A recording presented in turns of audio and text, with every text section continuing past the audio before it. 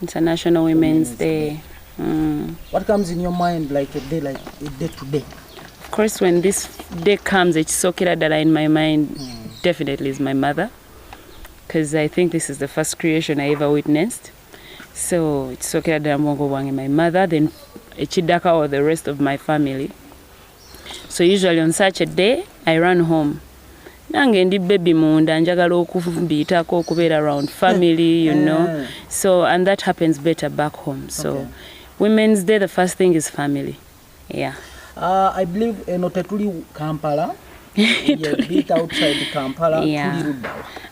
Ekyo kireke ekyo njagala okisigaze gwe naaba njagala okusomba omulala bwe naaba muleeta nze nja mwegambira bwe mutyo oyagala nnyini bajje batandike amatulika soke just bamanye nti kati ndi waka I'm home. Wokulidde ozaalibwa? Si wenkulidde, si wenzaaliddwa. Olugendo lwange lubadde luwanvuwanvu mukko. Lubadde luwanvuwanvu mukko sigenda lumenyaamenyamu nnyo, but I think we moved to this place. Si miaka mingi nnyo emabega neera tuluddewoko. Have we been here about 8 to 10 years? I don't remember. But about 8 to 10. Yeah, building this place up. Of course, tetwakiyingiranga wafaana nawe wati it had a core, it had a beginning. Yes. So, olunaku nga luno olw'okucelebratinga every woman. Yonna. Kogwe nogakangende wa mama. Yeah, mukyalo and representing abakyala bangi nnyo. The fact that we all know nti omukyala ye muzadde w'ensi eno, omukyala fena mwe to having the chance to live, to get multiplied. Kitandikira ku wange yaleeta nze. Naye okujja ne honoring my family oba mama wange is a representation that I honor all the ladies abakyala bali eyo mu nsi. Abazadde, atannaba asuubira, atayagala mwenna. Muchiti kyogwamu mwena mba honoring. Every time I honor my mom, I feel I've honored a lot of ladies out there. So kubeera wano for my mom, my family, is for all the ladies. I respect them, I love them. Omulimu gwe bakola gw'amaanyi. Some mom bazaala ne basuula ensi yonna abasinga bakirwanirira. They fight against that. Ekitubo sootulawo n'ogamba mama yakolera kino, mama yakolera kino. That's why I celebrate her. I celebrate sina nsonga nnyingi nnyo ensonga yange eri egi. Nti nga bw'oyogedde ebizibu abakyala bye bayitamu, nze owange nkyamulaba. Nandikedde ku macanga maybe omuzadde gwe ndi naye ngamba sinze nakuzaala. Nandikedde ku macanga maybe ndi ku street nga ntoba nzeka. Naye omanyi kisesa nti ku myaka gye ndiko paka nakati nkyamulaba kaata akyali mmange. Kitegeeza gyanzije byessaamanya bye nnamanya bye nnalaba byessaalaba byali bingi. I just honor her for the fact that whatever she could have gone through, I was by her side, or she kept me by her side. Omulala yasuula, omulala yakasuka, omulala yasuula mutooyo, omulala yajjamu. Naye ye kyonna kye yayitamu, kyonna kiki kye kyali nkyamulabako waali ku ludda lwange. Nkyajja ne mugamba mami kino kiganye kino kiri. I don't know what she went through and what she still has to go through even up to now. The worry, the scare bye tuyitamu nze nga nze kapa danger zempitamu kyabaako simanyi. Oshega tuba mukuyimba city ya danger ngeri asaba mukama kuuma. So I honor her for that. So ekintu kimu kye nsinga omwagalako nti nno sikeranko ku makya nga ye atambudde n'anvaako banandikawo. Nedda. Nzuuku sekuva buto bwange paka lwe natandika otegeera nga omukyalo oyo waali we mwagalira ngendawo. Imagine gy'otambulira mutabeeranga kawo n'abeera scared. She's of course muzadde, she's worried, she's scared, but then she's so understanding. Njojja tulo mugambe mami kiri bwe kiti ne bwe kiti akitegeere akuwe advisor wakane oba akkirize wayina okukkiriza. So that's how it just is. Kukanya kutegeera, she's worried of course bitiisa byeraliikirizaamu otegeera, naye kirungi nti yansomesa so asobola okukkiririza mu bwemba mugambe nti mami I'm guided nesiga kino kyentambuliramu. Akasimu nagamba muwala wange ebifaananyi byenda ku social media nedda talina kyatera kunnyega. Tatera ne bw'abalabye ekintu nga kimususeko, she doesn't judge. I think she's not a judgmental person. Tatera kunjudging oba kugamba kino kyakoze kiba kino. Tanyega actually. She doesn't. And I know she sees, but she doesn't.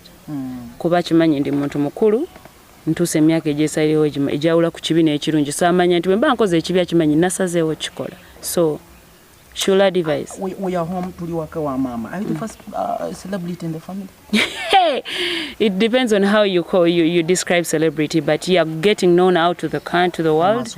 Okay, yeah, I'm the first. I'm the one who's nzabadde ndoza singo lwanire eno jane kuba bwe mba seerabidde kyakamange yali ajagaliza busawo oba Kyalo yali agala ndooza busawo ne mga kale ngenda kugezaako obwalooya koye tuutu neeno mwe tutuli mu llo tukyakala mu bufunze n'oba kyewaggula si kuba kyewaggula obeera n'omutima kyegwagala ate ndooza Mukama atutegekera so yantegekera bw'ati.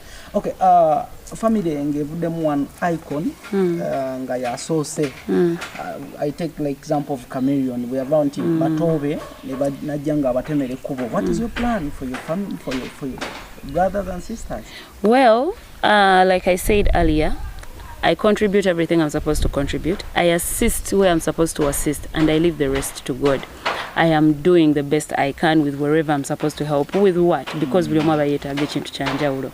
So, yenna nsaba which kind of help, I'm always ready to offer it. Nenga bwegambye Mukama yaggula enzigi.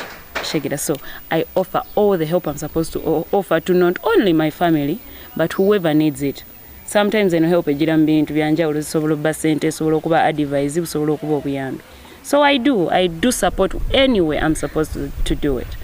Right now, Mbeera Buziga, that's where Jempangisa. I live with my little sister. That is already help. I'm already assisting. I take over her. I even made her a very big, beautiful bedroom back in Buziga. Ye muntu gwembeera naye bw'aba taliwo ngali kusomero mbayo nzekka, so I feel like that is already heavy enough. Not too heavy, but it shows kiraga essuubi nti omuntu ono ayambako era ategeera nti the family is going through this and she's assisting here and there. Obwaganga sitabo n'embeera zonna. People say that you can't cook. Today I was shocked. Nfumbira ddala. Nsiba oluwombo, nsiba mu ndagala. Nfumbira ddala buli nva zosooka okwogerako naddala eziri loko. Cause waffe tetwakulira nnyo mu bintu bya urban. By the way, my favorite music genre is band. Nakulira nnyo ku band music. Mwagala nnyo. So setting gye bankulizaamu teri eno urban abantu gye basuubira bino byonna tubiyiga bukulu. Our setting yali the local setting. Mukeera gw'olina kufumba oli agenda kulongoosa n'agenda kukola kino, so nafumba ne tuketsera nga nk'oyo fumba, nalongoosa ne tuketsera nga nk'oyo longoosa. I did this a lot. So wekituuka mu kufumba tonneesimba mu mbukubo ndaba ne ttatu simanyi gangster waagwani. Nja kuyisa bubi. Enjala waagwani. Oshegedde nja kuyisa bubi mu kitchen. Unless ate nze siremererwa kubola n'ebyo ebintu by'abazungu ebyo byonna. I can go to YouTube and crack you a very beautiful meal. Kuba omuntu oba olina idea ku kintu. Bw'olaba just we're about taking the code guidelines, we're about taking through guidelines, you're good to go. So today mama mugobye mu kiyungu. Mami lero tagenda yingira kiyungu. Lero celebrating ne banne bonna. We are celebrating her, so she's not going to be in the kitchen. Era awumudem fe tufumbye vegetables because fe waffe muna we don't celebrate by food, we celebrate love. Yeah. Today mfumbidde kijanjalo. Kijanjalo nga kirimu cabbage ne tooke n'omuceere. Yeah, why that's right. Well, it's a special day. That's the problem, and that's exactly what I just said. Abantu abasinga munange muse ne mutte ebisolo ne mulimalako emirembe. That's not how to celebrate ennaku enkulu. Oshegera. Ennyama tugiridde, enkoko tugiridde. Bwe tuddamu ne tugisala leero tewali kipya kiba kiriwo. Oshegedde. We are going to satisfy our souls because the best we share nga bwe gambye earlier is love in this family. Ono ali okay, ono ali happy. We love vegetables here, by the way. Because Mukama yatukwatira mukko ne kifo kisaanyi kituuka ng'ennyama nkokote. Icon chiba osobola okugamba nti I would wish at least this guy or this woman eat on my food. Generally or just in my for them to test my food. Yes. Chiba osobola okugamba hampulira njagala gundo ono ali ku mmere gye nfumbye. Banaye buli omu nga nandi mwagaliza okulya when you make it specific for me obeera nga ntega. So but let's specify the artist like abali mu line yo. Ngani gwempaya ani gwe golaba ali mu line yange ani ngani ani gwe wandigambe gwempa nkugamba oyo talya oyo alye osanga kinanyangwira that way. Shiba ajja kulyako nga akimumma anyina okulyako you know agwani biki wali wonna Shiba alya Rachel Rea njakuwa naye sijjamuwa nyingi lwaki si nyingi njamuwaako katono